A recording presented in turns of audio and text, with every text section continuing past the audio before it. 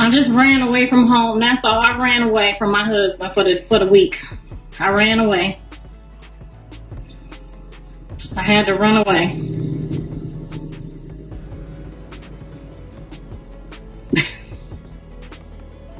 Every now and then you gotta run away from your husband.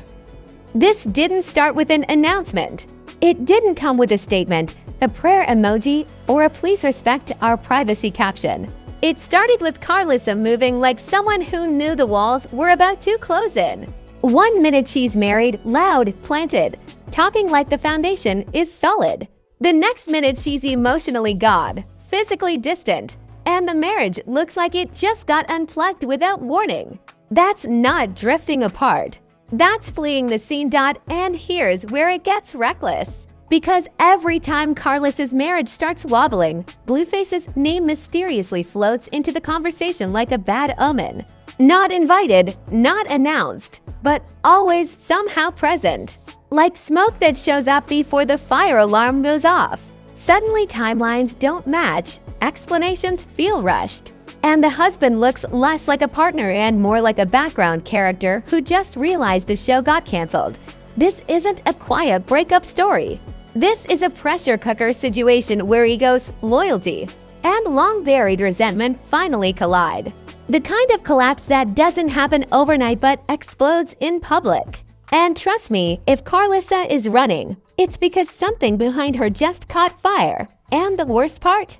This feels like only the beginning. Karlissa's marriage didn't crumble quietly. It cracked in plain sight, then pretended nothing happened, which somehow made it louder.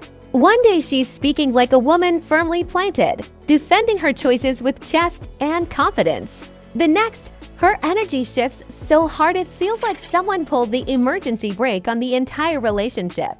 No explanations, no long-winded defenses, just movement. And when someone like Karlissa moves without narrating it, you already know something went left. People close to the situation started noticing the change before the internet did. The tone changed first. Less pride, more tension. Less jokes, more edge. The kind of edge that comes from sleeping next to someone you don't trust anymore.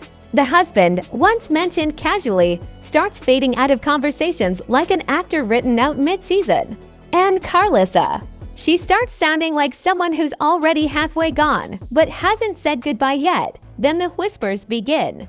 Because in this universe, marriages don't collapse in isolation. They collapse with witnesses. Someone allegedly saw Karlissa moving differently, talking differently, venting differently. And once those vents start opening, the name that keeps sneaking into the conversation isn't a therapist, a pastor, or a marriage counselor. It's Blueface, again, like clockwork. Like chaos has a favorite address. Now before anyone starts screaming coincidence, let's be honest. Blueface has a track record of inserting himself into situations that were already unstable and then pretending he just happened to be there. He doesn't knock. He doesn't ask. He appears. And every time he appears, relationships around him start shaking like cheap furniture during an earthquake. So when Karlissa's marriage starts looking shaky and his name floats into the atmosphere, people aren't reaching. They're recognizing a pattern. And here's the uncomfortable part. Karlissa has always defended Blueface like a shield with a mouth. She's gone to war for him publicly, embarrassed herself proudly, and burned bridges like it was a hobby. That level of loyalty doesn't just disappear when you get married. It creates tension. It creates arguments. It creates moments where a husband starts wondering who he's really competing with. Because you can't build a marriage when there's a third voice constantly echoing in the background.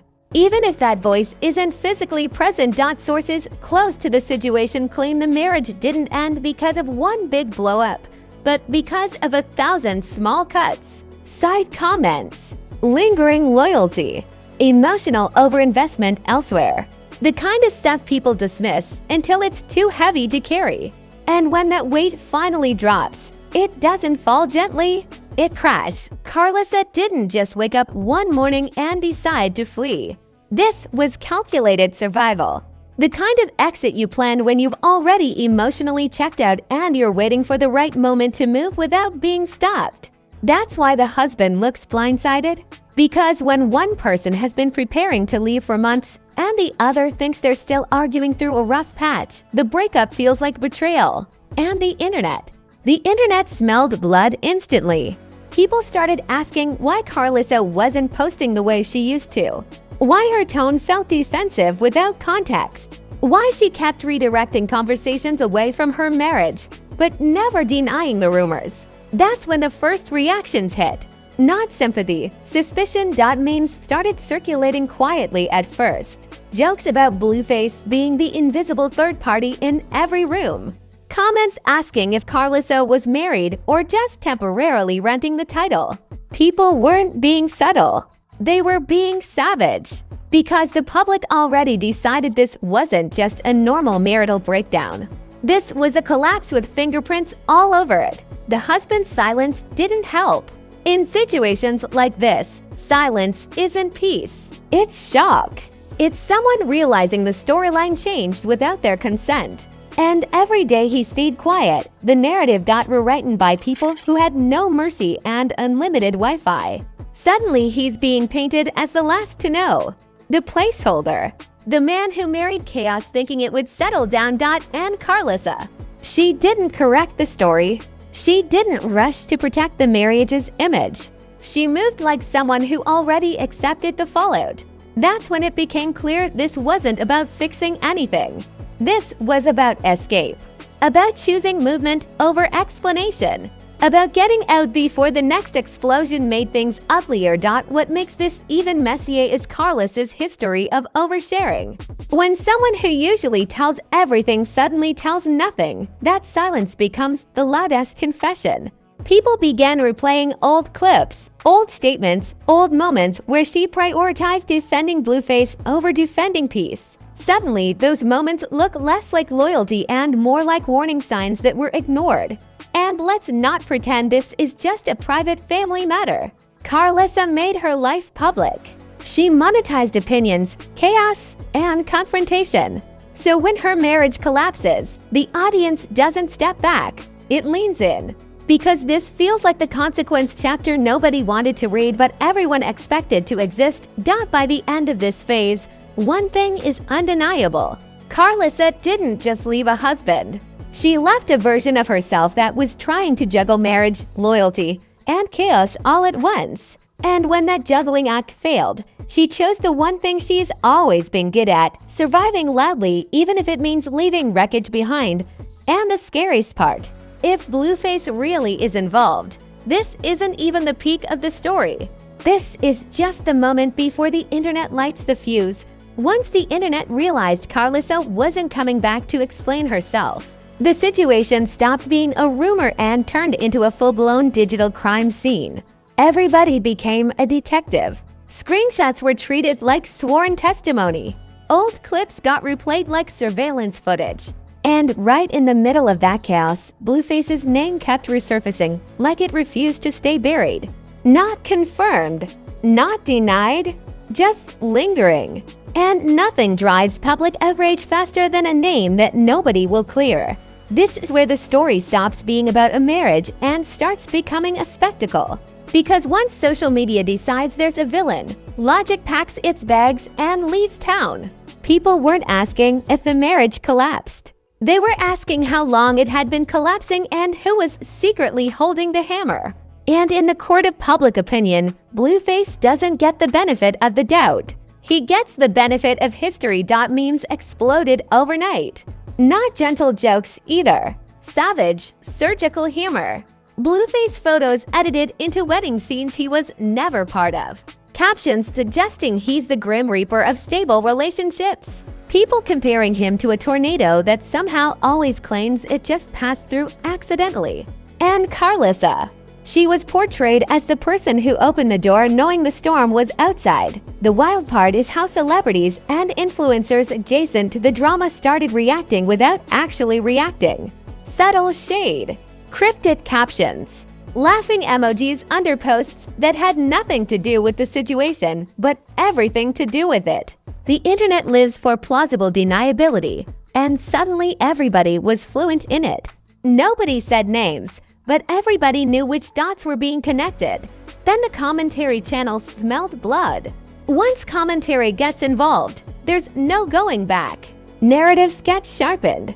Stories get stretched. Innocent pauses turn into suspicious silences. Karlissa's every move was dissected. Her tone, her timing, her energy. People weren't watching her anymore. They were analyzing her. And analysis always assumes guilt before proof. What really poured gasoline on the fire was Karlissa's refusal to play the victim. No crying videos. No "I tried my best" speeches. No spiritual captions about growth and healing.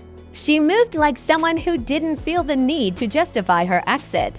And for the internet, that's unacceptable. Silence doesn't read as strength online. It reads as hiding something. Meanwhile, the husband's position got more uncomfortable by the hour. Sympathy tried to form, but kept getting interrupted by questions. Was he ignored?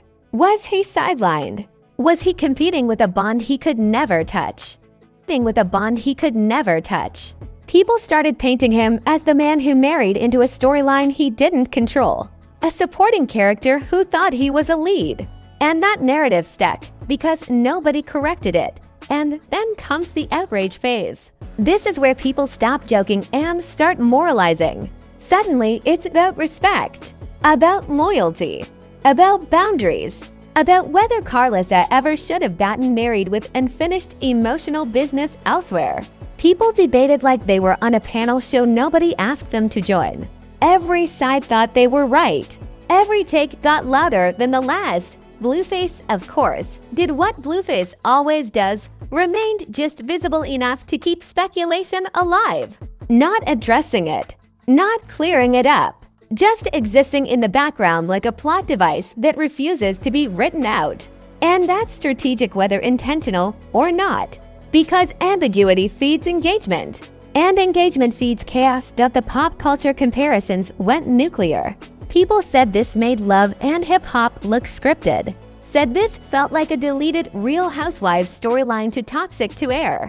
Compared Karlissa's exit to someone leaving a burning building without looking back while everyone else is still arguing about who started the fire. The exaggerations were wild, but the attention was real. At this stage, the narrative fully detached from reality. It wasn't about what actually happened anymore. It was about what felt believable based on past behavior. And in internet logic, past chaos guarantees future chaos. So the story hardened into something dangerous, an assumption that everyone accepted as truth even without confirmation. What makes this phase especially brutal is how public perception becomes permanent. Even if tomorrow Karlissa explained everything perfectly, the damage would already be done.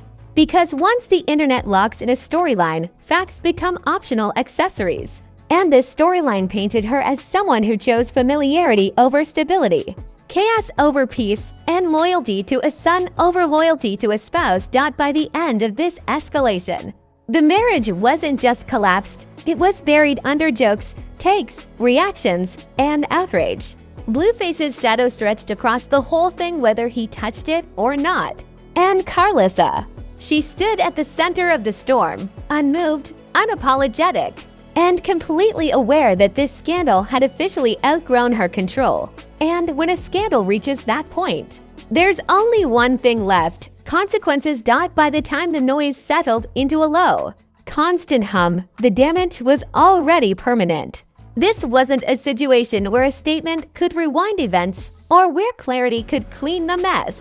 The marriage was no longer in trouble. It was functionally erased, not paused, not under review, gone. And the way it ended told the story louder than any explanation ever could. Karlissa emerged from the fallout not as a woman in recovery, but as a woman in control of her exit. And that alone reshaped how people judged her. She didn't look broken. She didn't look regretful. She looked resolved.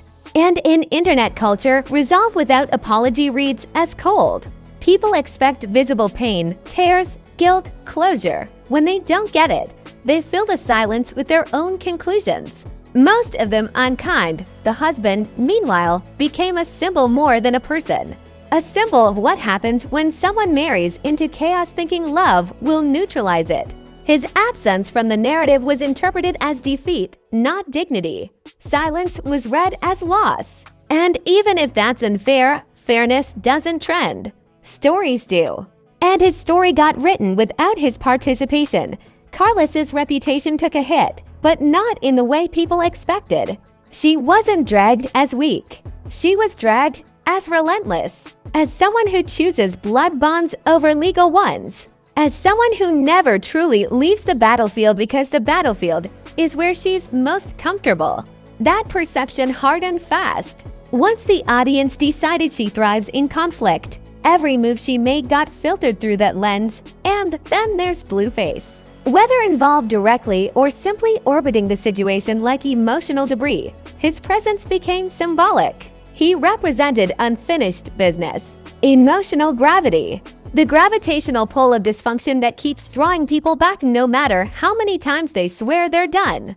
His name didn't just stain the situation, it defined it. And even without confirmation, the association alone reshaped how people saw Karlissa's choices. The aftermath wasn't explosive, it was corrosive. Relationships around Karlissa shifted. Allies became cautious. Critics became louder.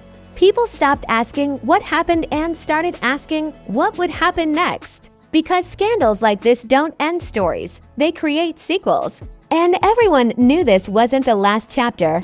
What's especially telling is how the public began revisiting everything Karlissa ever said about loyalty, family, and sacrifice. Old statements were reframed. Old defenses reinterpreted. Suddenly, what once sounded protective now sounded possessive. What once felt maternal now felt controlling. The internet loves revisionist history, and Karlissa became its newest subject. The marriage itself became a footnote, which is the cruelest ending of all. Not rage, not grief, erasure, reduced to a cautionary tale instead of a love story. That's when you know something truly collapsed, when it stops being discussed with emotion and starts being referenced as an example. And yet, through all of this, Karlissa never retreated. She didn't disappear. She didn't rebrand. She stayed exactly who she's always been. Loud when necessary, silent when strategic. And that consistency unsettled people, because it suggested this wasn't a mistake. It was a choice. The future now hangs in an uncomfortable balance. Will Karlissa address it? Will Blueface ever clarify his role? Will the husband finally speak? Or will this remain one of those scandals that everyone believes they understand but nobody actually does? The lack of resolution keeps the tension alive. It keeps speculation breathing, and that's the real consequence. Not the marriage ending, not the reputational damage, but the fact that Karlissa is now permanently framed within a narrative of collapse and controversy. Every move forward will be judged against this moment. Every silence will be questioned. Every alliance will be scrutinized, because in the world of public scandal, you don't just live your life anymore. You perform it under suspicion. And if history tells us anything, this won't be the last time chaos circles back. It never is. And this is where the internet pretends it's done, while secretly refreshing for updates like it's waiting on a verdict. Because let's be real, scandals like this don't just disappear. They go quiet, they ferment, and then they come back louder, messier, and way more unhinged. So if you think this chapter is closed, congratulations! You've never watched the sequel. If this breakdown had you side-eyeing timelines, replaying clips, and questioning everybody's motives, do me a favor, smash that like button like it owes you money and block you afterward. Drop your thoughts in the comments, because I already know the theories are wilder than the actual facts. Was this marriage doomed from day one? Or did chaos sneak in wearing a familiar face? Say it with your chest. And if you're new here, don't just lurk like a background character. Hit that subscribe button, because this channel doesn't do fairy tales, we do Fallout.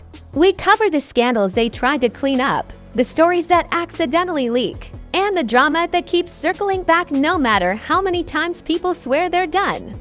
Notifications on, because these situations evolve fast and denial moves even faster. Remember, this isn't just gossip. This is a front row seat to how loyalty, ego, and chaos collide in public. And trust me, this storyline isn't over. The silence is temporary. The reactions are pending. And the next headline is already warming up. So stay locked in, stay skeptical, and stay ready. Because when the truth finally slips out, Celeb Sync was already watching.